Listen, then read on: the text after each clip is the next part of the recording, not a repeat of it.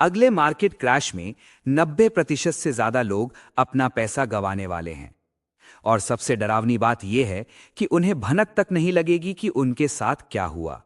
वो डरेंगे, अपने शेयर्स बेचेंगे और भारी लॉस बुक करके बाहर हो जाएंगे। लेकिन एक छोटा सा ग्रुप ऐसा भी है जो इस क्रैश के खत्म होने पर पहले से कहीं ज्यादा अमीर होकर निकलेगा। देखते हैं ये प्लान एक्चुअली काम कैसे करता है और मार्केट गिरने पर आपका नुकसान होने के बजाय आपका प्रॉफिट कैसे बढ़ता है। हर कोई लंबे समय तक इन्वेस्टमेंट करने की बात करता है, लेकिन कोई ये नहीं बताता कि जब मार्केट 30 या 50% गिरता है तब एक्स्ट्रा लॉस से बचने के लिए आज क्या करना चाहिए, ताकि आप पैनिक में आकर बेचने वालों में ना हो बल्कि उस वक्त धड़ल्ले से खरीदने वालों में हो। मार्केट क्रैश कोई अनोखी घटना नहीं है, ये इन्वेस्टमेंट का एक एकदम नॉर्मल हिस्सा है। सबसे पहले बात करते हैं उस प्रॉब्लम की जिसे अक्सर इग्नोर कर दिया जाता है, कंपाउंडिंग, जहां आपका पैसा रिटर्न कमाता है और फिर उस रिटर्न पर भी रिटर्न मिलता है। एल्बर्ट आइंस्टाइन ने भी इसे दुनिया का 8वां अजूबा कहा था। लेकिन दिक्कत यह है कि ज्यादातर लोग ये नहीं समझते कि जब मार्केट क्रैश होता है तो कंपाउंडिंग पर क्या असर पड़ता है। एक सिंपल कैलकुलेशन से समझते हैं। मान लो आपने 1 लाख रुपए का इन्वेस्टमेंट किया। पहले साल आपको 10% का प्रॉफिट हुआ तो आपका पैसा हो गया 1,10,000 रुपए।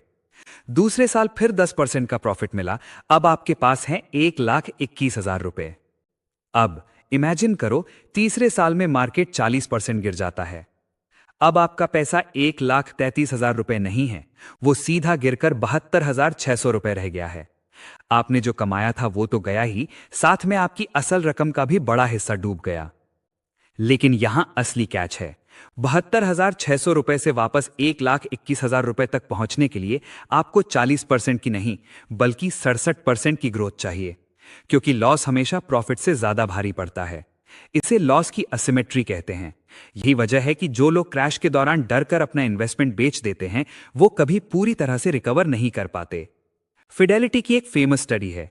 इसके हिसाब से अगर आपने जनवरी 1980 में किसी इंडेक्स फंड में लगभग 8 लाख रुपए का इन्वेस्टमेंट किया होता तो 2022 के अंत तक वो बढ़कर लगभग 8 करोड़ 80 लाख रुपए हो चुका होता। लेकिन यहां एक ट्विस्ट है। अगर आपने उन 42 सालों के 10,000 से ज्यादा दिनों में सिर्फ सबसे अच्छे 5 दिन मिस कर दिए होते तो आपका पैसा गिरकर सिर्फ 55 लाख रुपए के आसपास रह जाता। सोचो, सिर्फ 5 दिन बाहर रहने का इतना बड़ा नुकसान। और अगर आपने सबसे अच्छे 50 दिन मिस कर दिए होते तो आपके हाथ में सिर्फ 6 लाख रुपए के आसपास आते। आपने पूरा रिस्क लिया, सारे क्रैश झेले, लेकिन सिर्फ गलत टाइम पर मार्केट से बाहर रहने की वजह से 14 गुना कम पैसा कमाया। क्या करना है, इस पर आने से पहले यह समझना जरूरी है कि मार्केट का गिरना कितना नॉर्मल है। इसके 3 अलग अलग लेवल होते हैं। पहला है मार्केट करेक्शन। यह तब होता है जब मार्केट अपने रीसेंट हाई से कम 10% नीचे आ जाता है। 1980 से अब तक यह औसतन 1-2 साल में हुआ है। दूसरा है बेयर मार्केट। यह तब होता है जब मार्केट 20% से ज्यादा गिर जाता है। 1932 से लेकर अब तक बेयर मार्केट औसतन 4 से 5 साल में आए हैं और करीब 289 दिन तक चलते हैं, जबकि बुल मार्केट औसतन 965 दिन तक चला है। तीसरा है पूरा मार्केट कोलैप्स, जब मार्केट 30% या उससे ज्यादा गिर जाता है, जैसे 2008 का क्रैश या मार्च 2020 का कोविड क्रैश। अगर आप इन्वेस्ट कर रहे हैं तो आपको अपनी जिंदगी में ये तीनों फेज देखने ही पड़ेंगे। ये कोई चेतावनी नहीं है। सवाल ये नहीं है कि क्रैश होगा या नहीं, सवाल ये है कि जब वो होगा तब आप तैयार होंगे। और इसी तैयारी के लिए मुझे आपसे कमिटमेंट चाहिए। अभी के अभी कमेंट सेक्शन में लिखकर बताओ, मैं अपने फ्यूचर के लिए तैयार हूं। वीडियो को बीच में रोककर अभी कमेंट करो ताकि आपका कमिटमेंट पक्का हो जाए। लिख दिया? चलो आगे बढ़ते हैं। अब बात करते हैं प्रैक्टिकल स्टेप्स की। पहला स्टेप है अपने बेस को प्रोटेक्ट करना। आपको सबसे पहले एक ऐसा इमरजेंसी फंड बनाना है जिसे आप कभी हाथ नहीं लगाएंगे। आपके पूरे 3 से 6 महीने के खर्चे का पैसा किसी फिक्स डिपॉजिट या लिक्विड फंड में पड़ा होना चाहिए, क्योंकि जब मार्केट क्रैश होता है तो जॉब जाना या मेडिकल इमरजेंसी जैसे खर्चे उसी टाइम आते हैं जब इकोनॉमी डाउन चल रही होती है। अगर इमरजेंसी फंड नहीं है तो मजबूरी में सबसे बुरे टाइम पर इन्वेस्टमेंट बेचना पड़ेगा। एफडी में मिलने वाला 6 या 7% का इंटरेस्ट आपको रातों रात अमीर नहीं बनाएगा, लेकिन यह आपको अपने लॉन्ग टर्म इन्वेस्टमेंट बेचने से रोकेगा। दूसरा स्टेप है अपनी एसआईपी सेट करना और उसे ऑटोमेट कर देना। सारा पैसा एक साथ मार्केट में डालने के बजाय एक फिक्स्ड अमाउंट लगातार इन्वेस्ट करो। जब मार्केट ऊपर होता है तो आप कम शेयर्स खरीदते हैं, जब मार्केट नीचे होता है तो आप उसी पैसे में ज्यादा शेयर्स खरीदते हैं। मान लो आप हर महीने 2,000 रुपए किसी इंडेक्स फंड में डालते हो। पहले महीने में शेयर की कीमत 200 रुपए है, आपने 10 शेयर खरीदे। फिर मार्केट क्रैश हो जाता है, शेयर गिरकर 100 रुपए का हो जाता है। अब उसी 2,000 रुपए में आप 20 शेयर खरीदते हो। तीसरे महीने मार्केट रिकवर करता है और शेयर 150 रुपए का हो जाता है। इस बार आप लगभग 13 शेयर खरीदते हो। 3 महीने के अंत तक आपने कुल 6,000 रुपए लगाए और 43 शेयर खरीदे।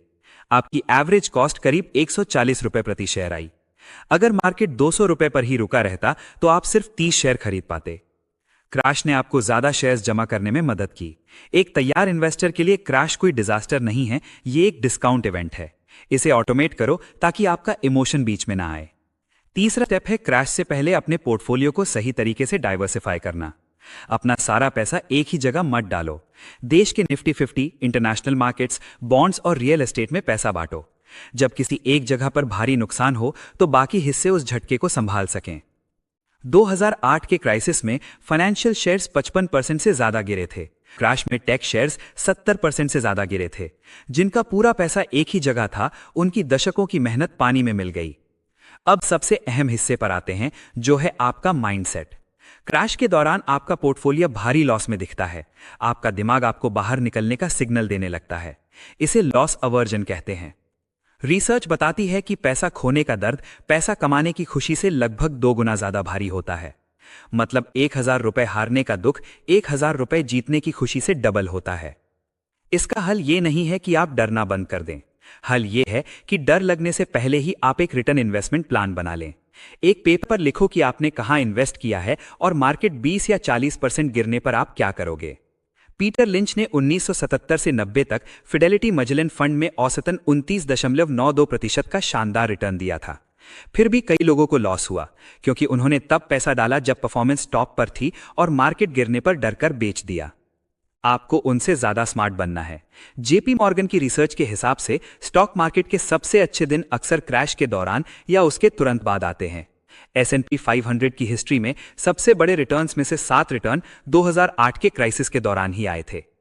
अगर पैनिक में बेचा तो रिकवरी को भी लगभग 100% मिस कर दोगे।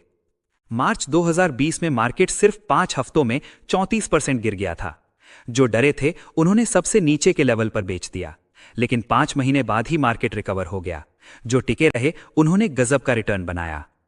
तो अपने लिए एक इमरजेंसी फंड बनाओ, SIP ऑटोमेट करो और डाइवर्सिफाई करो। एक प्लान लिखो और उस पर टिके रहो। जो लोग क्रैश के दौरान अमीर बनते हैं वो बाकियों से ज्यादा होशियार नहीं होते, बस वो तैयार होते हैं। और अब आप भी तैयार हैं। अगर आप ये देखना चाहते हैं कि पैसा डबल करने का सीक्रेट क्या है तो स्क्रीन पर दिख रहे इस वीडियो पर अभी क्लिक करें। मैं कोई फाइनेंशियल एडवाइजर नहीं हूं, ये वीडियो सिर्फ एजुकेशन के पर्पस के लिए है।